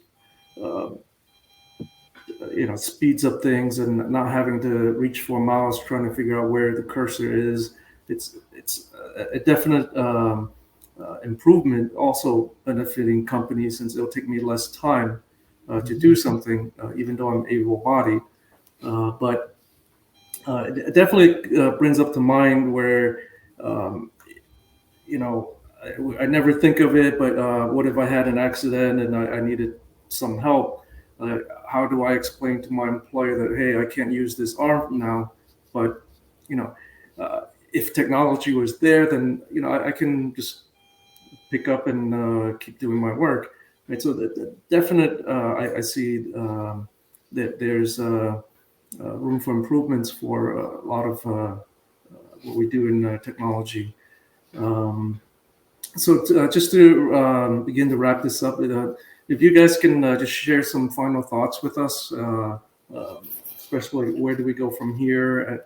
How can I learn more about making the workplace more accessible from the technology view? This is Jeff. I can go first. So you're all members of Disability In, so disabilityin.org, and we can send out links. You can filter for accessibility, and we have a lot of resources there for accessibility. Also, a section under the resources for accommodations. There's also things just like apple.com/accessibility, microsoft.com/accessibility. We can send out links for the globally accepted standards and so forth. I think a big part of accessibility, digital accessibility and physical accessibility, I circle back and actually say it has a tremendous amount to do with HR accommodations, disability employee resource groups, talent and acquisition, senior leadership, people managers, everybody who has a role in creating the company culture. So that's everybody. One of the things that I ask audiences, usually I'll say by a sound of yes, because if you raise your hand, I probably won't see you, but by a sound of yes, who likes to feel vulnerable? And generally speaking, no one says yes. And I bring that up because vulnerability is a really important and a really potent feeling that we can have.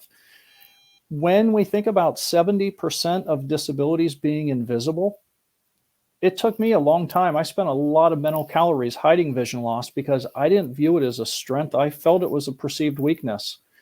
And I was guilty of having an unconscious incompetence bias. When I would see someone using a white cane, I immediately thought, without knowing, I thought maybe they're not able to do a lot of the things. And I had those thoughts. So I'm a white cane user. The most vulnerable I ever felt in my life was when I used that white cane for the first time. Today, that white cane allows me to travel. It allows me to do things. I break the unconscious incompetence bias because I broke it for myself. I do a lot of things. I'm a marathon runner late in life.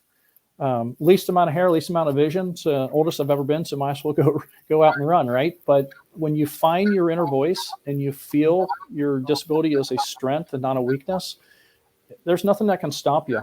And it brings this diversity of thought to the table. If we have designers, developers, and so forth, and if the conversation around disability just has not been had, how would anybody know to think about this? If we don't have proximity of disability in our own lives, whether it be ourselves or a spouse, partner, kids, family members, friends, no one should feel guilty if you haven't thought about this, if you don't have that proximity of disability. But when we think about it, everybody has something. Statistically, 1 out of 4 people in the world have some form of a disability. When we hit age 65, 1 out of 3 individuals have a significant hearing loss. All these wonderful, wonderful things, right? After that meditation, then I'm throwing all these depressing statistics out, but it's amazing when we help build a culture where it's cool to have a disability, where managers know, hey, if an employee gets the courage and comes to me with a accommodation request or just shares that they're having some difficulties, not to any fault of their own, just a barrier they're experiencing, I can make or break that interaction. If I know, wow, we have this accommodations team and I don't know exactly what the accommodation is going to be for you, but I know the process to go through. Let's do this together. Just that is so much more powerful than the other way it could go. And that employee who found the courage to come and self-disclose and everything and feel vulnerable, if that interaction is different, there's a chance that employee is not going to be around, or they're going to never say a word again, and they're not going to be able to be as productive or things like that. So it's all digital accessibility. It's all accessibility is at the intersection of everything, but it's really all about that culture that James was talking about, and making sure that there's the awareness there and that it's okay to self-disclose. And it's actually cool to have a disability, and we have a lot of resources in play, and we want your diversity of thought. I think that's way more than I probably should have said, but those would be my thoughts. And I think we're really lucky for those of us that work for Citrix to work for a company that does recognize that and does give us the security, the safety to come forward. I know the first couple of years I was reluctant to tell people I had Parkinson's because I was worried that it would somehow affect my career. And I realized that it was causing me more problems than anything else, than the disease itself. So I decided to hell with this.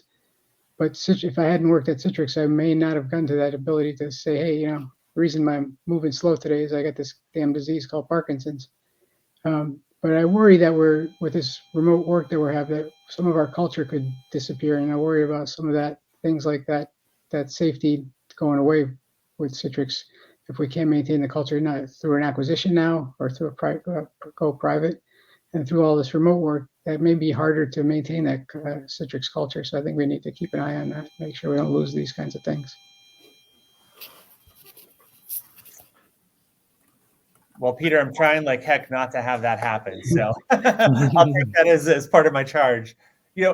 James, I guess the one thing that I've been reflecting on, when we started, this topic can feel huge and overwhelming, right? There's so many different kinds of disabilities, and people have such varying needs, and sometimes those can be even in conflict. So one, find a great partner like Disability In. They have been just such a tremendous resource for us, helping us get in contact with sort of the consultant that did our accessibility audits, being coaches along the way. And then probably the other thing that I would encourage kind of the listeners is just free yourself to get started somewhere. Like, you don't have to get it all perfect immediately, but start on the journey. Like, if you're laying in that sort of analysis paralysis, like, oh my gosh, there's so much for us to do, pick what's your highest priority, pick what you think is going to have the most impact, but get started. It probably won't be perfect, immediately. And, things rarely are when you first start them. But I think I would just motivate folks to get started and to find really, to find really good resources. Jeff mentioned a ton, and he neglected to mention of how great a resource Disability In is. But they've been an amazing partner. And if your companies aren't members, I would certainly encourage them to check out Disability In. It definitely, and while listening to you guys, I kind of realized that I kind of have a disability. I mean, if I take off my glasses, I can't work, right? So I can't see anything clearly. I can't, it's the one thing where I need in order to do my work. It's just, especially since everything is sighted. If I can't see something on the screen, then it's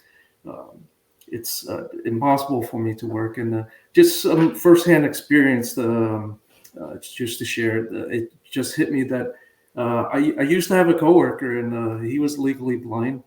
He couldn't see anything that was not within an inch of him. And he was a second level technician where I worked. And he was... everybody went to him. So his name was Noah. Everyone went to him for technical advice on fixing issues. But here is like, when I met him, I was like, dude, but you're blind. Like, how are you doing this that I can't do? Right. So, but he was able to do a lot of technical work that most of us couldn't. And for him, he was like, well, I take more time with things, and I have to go through things in a different way. But if someone can describe to him what's going on, he kind of sees it in his own world, and then he'll let us know what we need to do to fix issues. I mean, it's like, I Google error codes, but for him, it takes him longer, but then he memorized a lot of stuff. Whereas like I'm dependent on Google, but then he's like, yeah, okay, that error code, this is what you got to do. I'm like, well, how do you remember these things? Like, well, I have to adjust, So it's it was an amazing person, and again, it's just some of us see things as disabilities but then some people rise to the challenge, and a disability becomes or brings out other abilities. So, and I think that's that unconscious bias that we all have to be aware of, right? That we're trained to kind of think about these things in a negative light, but in many cases they can be advantages or turn into strengths. Right. So I think it's a great conversation to have, and I wish we had more time because it's such broad topics. But I know, like for me, it's amazing that we have guys like you in the field that is really digging deep into these things and bringing things to light. So I really appreciate the conversations that we're having here. And I look forward to future conversations and events where we can speak more and dive a little bit more deeper into some of these challenges that we have. And let's see, we're right about there. NASA? Yeah, wow. Over to you. Thank you. Thank you to that panel for that awesome discussion. James, Scott, Peter, and Jeff, really appreciate your openness to having this conversation. I'm definitely going to learn more about accommodations within my own organization and share these thoughts. Thank you. Thank you. So we're going to take a break, and I'd love you to visit sponsor booths where Igel, Nutanix, and Goliath will be hosting demos. We'll return to the main stage at 2:50 p.m. Eastern Time.